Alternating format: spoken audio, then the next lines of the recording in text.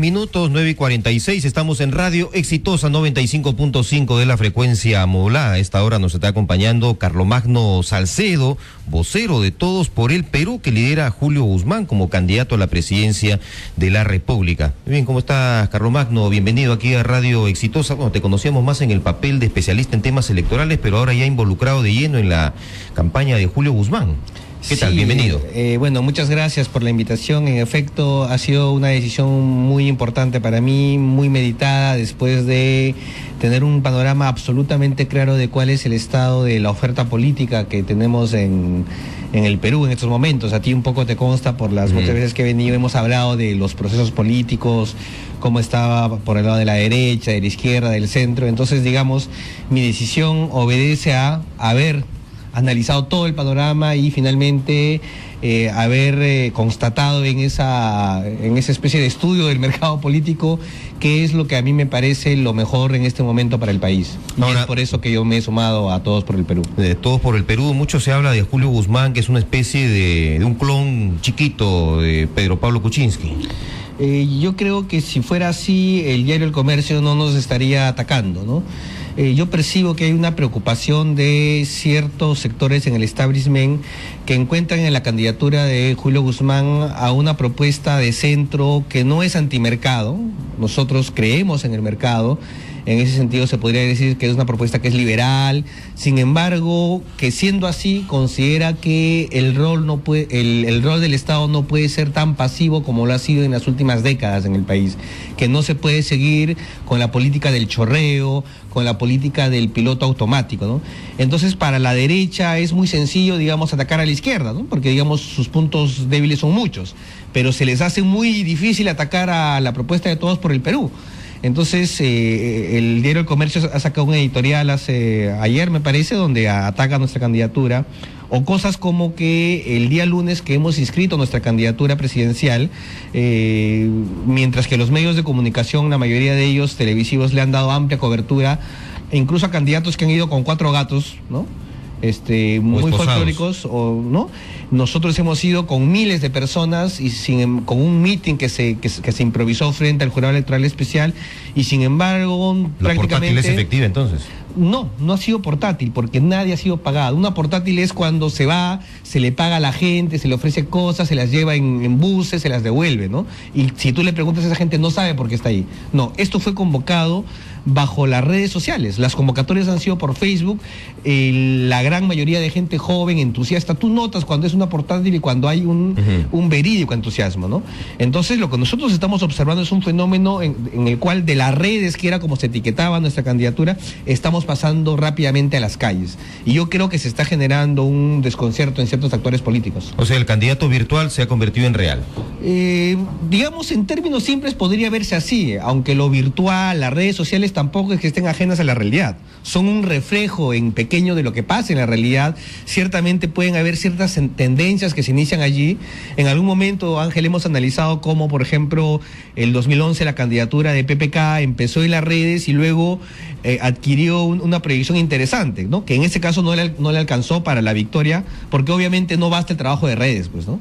O sea, el trabajo de redes es una parte de una estrategia, pero lo más importante es convocar a la mejor gente, ¿no? Es constituir las bases, fortalecernos, es ganarnos la confianza de mucha gente que busca un cambio de verdad en la política. Ricardo Belmont ha dicho de que Julio Guzmán es un candidato producto del marketing y que le falta todavía un 30%, que es carisma y que la gente lo conozca un poco más. ¿Está consiguiendo eso, no? Bueno, yo no convocaría como un asesor en marketing político a Ricardo Belmont, ¿no? Son opiniones, yo tengo la impresión que... No tiene la mejor imagen de él, porque dice, llegó a su puerta, la tocó, él dijo quién eras, ¿no? ¿De dónde vienes? ¿Qué cosa traes? En fin, le hizo algunas preguntas más y él percibió que lo estaba engañando, dice. Y luego descubrió que el financista puede ser un familiar suyo con quien no tiene las mejores relaciones. A ver, veamos.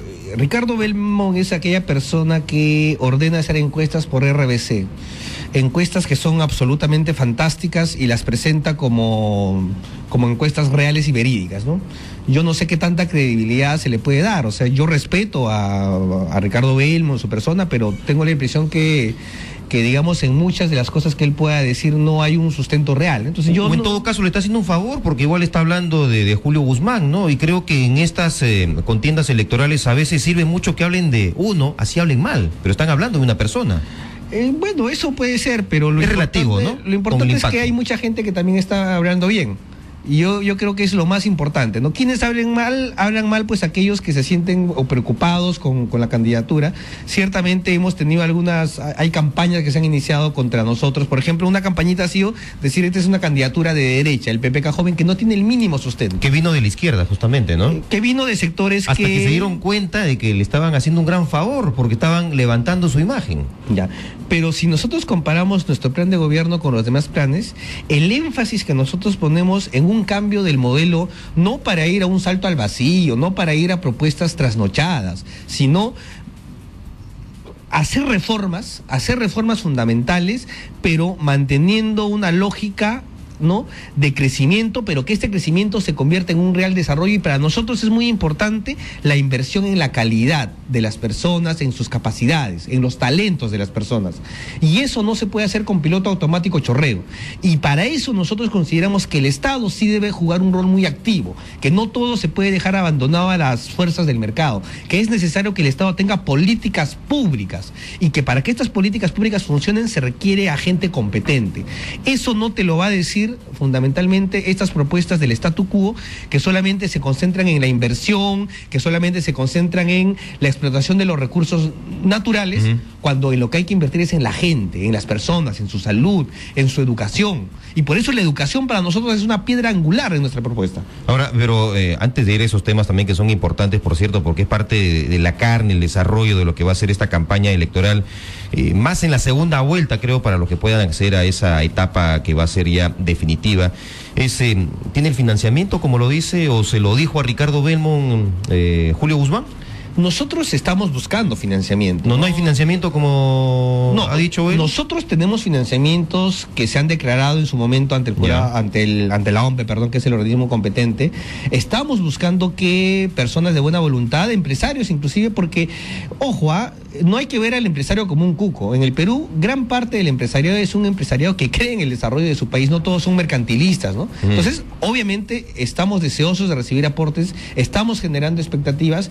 Lo que sí vamos a hacer un gran filtro, ¿no? Y el gran filtro es evitar que se meta en nuestra campaña plata del narcotráfico, plata de empresarios cuyas fuentes de fortuna no se sepan explicar, porque obviamente debemos evitar ese tipo de cuestiones, ¿no? Pero deben de tener más o menos un aproximado, una caja con la cual cuentan, ¿no?, para desarrollar la campaña. Mira, ¿cuánto estamos hablando, más o menos, hasta ahora? Yo no manejo la tesorería del partido. Yo me he incorporado hace poco más de una semana en la parte del programa, estoy conociendo la organización. Pero también estás aportando al partido, económicamente hablando, ¿no? O solamente con tus conocimientos. Por ahora no he dado ningún aporte. ¿No te han pedido una cuota? No, ahí está, tú me preguntas es algo importante, porque eso sucede mucho en esta época. Algo que hemos conversado también tú y yo más de una vez, estimado Ángel, es como para algunos partidos, sobre todo para esas franquicias electorales, esos vientres de alquiler, ¿no? Las elecciones son la época de las gallinas, de los huevos de oro, porque allí, a través de las postulaciones, se hacen grandes negocios y hacen caja, hacen fortunas. Y eso a través de un mecanismo de venta de los cupos en el Congreso, cuando los cupos se tarifan. Y esto no lo hacen solo vientres de alquiler, lo hacen también algunos partidos que están por ahora en los primeros lugares en las encuestas. Entonces hay que dar, entre comillas, un aporte de campaña, ¿no? 50,000, 100,000, 200,000 dólares de aporte de campaña. Sí. En todos por el Perú se ha proscrito absolutamente dar ningún tipo de aporte de campaña para ser candidato. ¿Eso lo puedes asegurar al 100%? Lo puedo asegurar al 100%. A ningún candidato se le ha pedido un centavo para ser candidato. ¿Qué es lo que se ha evaluado? Su trayectoria, su prestigio social, lo que puede aportar. Estamos estableciendo filtros muy rigurosos para evitar que se nos metan en nuestras listas de candidatos gente impresentable, ¿no?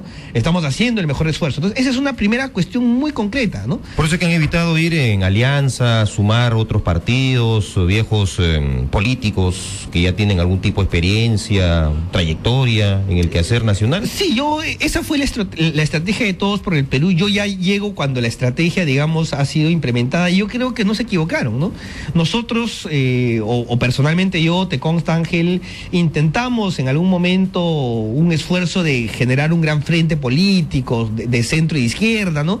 Que no ha funcionado, ¿no? No ha funcionado en gran parte por la debilidad de sus propios actores, sus inconsecuencias, mucho sectarismo, ¿no? Hace un rato me parece que ha estado aquí el señor Luis Alberto Salgado, sí, ¿no? Así es. Y hay mucha gente, por ejemplo, que ha salido muy descontenta de estos procesos, que uno pensó que había buena voluntad, ¿no? No basta la buena voluntad. Lo que se ha visto aquí sí es un orden, hay una línea estratégica muy clara, y lo que yo he encontrado y he empezado a reunirme son equipos tecnopolíticos muy competentes. ¿Por qué tecnopolíticos? Son gente técnica, pero que a la vez tiene una gran vocación de servicio por la política. Y me siento a gusto integrándome a ese equipo, ¿no? Nuestro jefe de plan de gobierno es Francisco Sagasti, ¿no? Es una de las personas, quizás el peruano en planeamiento estratégico estatal más reputado del país. Ese tipo de personas se están sumando al equipo, entonces uno se siente bien acompañado. ¿Cuál va a ser el aporte de tu persona? Yo, en principio, cuando hablo con Julio, le planteo para mí un tema que todo el año pasado ha sido de interés personal, que es la reforma política, ¿no? La reforma institucional, la reforma de los partidos. Ciertamente un gran reto para el país es construir partidos, ¿no? El propio Todos por el Perú no es que ahorita pues sea un partido absolutamente estructurado, es un partido nuevo, ¿no? Pero vamos a hacer de Todos por el Perú un partido de verdad, con militantes, con cuadros, con estructura, pero también queremos que se haga una reforma institucional y política a nivel de las leyes. Pero otro tema que en realidad está en el proceso embrionario alrededor de un caudillo que es Julio Guzmán en este momento. No es un caudillo. Lo que yo he encontrado son equipos de personas altamente competentes que normalmente no se encuentran en otros lados. Y el día jueves, en el Teatro Canuta a las 10 de la mañana precisamente se va a hacer la presentación de nuestros equipos en sociedad, y ahí se va a ver la calidad de gente que hay. Y el otro gran tema que a mí particularmente me interesa tiene que ver con la reforma universitaria y en particular con la educación en general, porque ese es un tema también fundamental. Es por eso que de alguna manera nosotros entramos casi al mismo tiempo con Daniel Mora, sí, porque Daniel Mora se la jugó por una reforma universitaria, luchando contra todos los lobbies de las universidades que en el país son poderosos y además tienen mucha incidencia en la política, ¿no?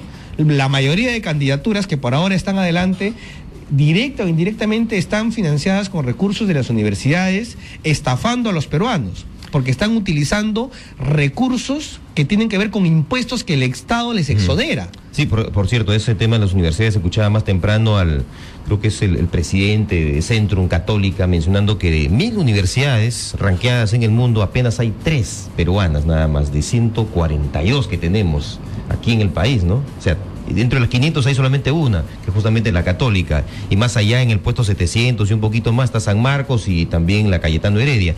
Y el resto de universidades, el resto de ofertas, ¿qué tipo de calidad se está ofreciendo, no? Ya nos imaginamos. Ese es un tema, en efecto, fundamental. Si hay que invertir en las capacidades de la persona, en los talentos, la educación se abordar desde el inicio, desde el vientre de la madre, desde los niños, en la educación inicial, pasando por la educación básica y culminando con la superior. Y en la superior, nuestra apuesta es por la calidad.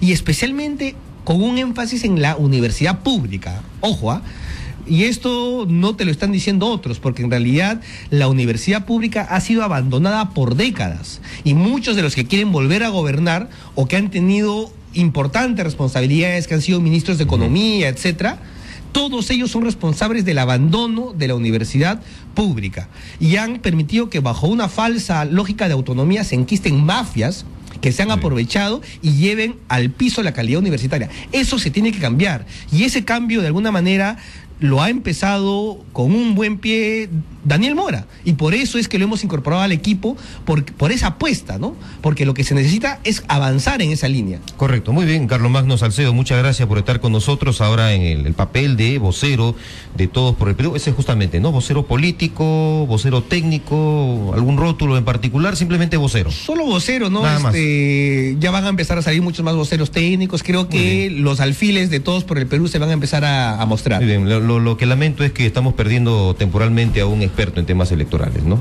Porque ya al formar parte de un partido político, de los que están participando en esta justa electoral, la objetividad pues va a tener que guardarse por ahora, ¿no? Pero hay otros expertos, Ángel, y yo creo que la política más bien necesita que los mejores técnicos, los mejores ciudadanos se metan a la política. Muy bien, ¿no? muchas gracias. Realmente, Carlos Magno, por estar aquí en Radio Exitosa 10 con 1.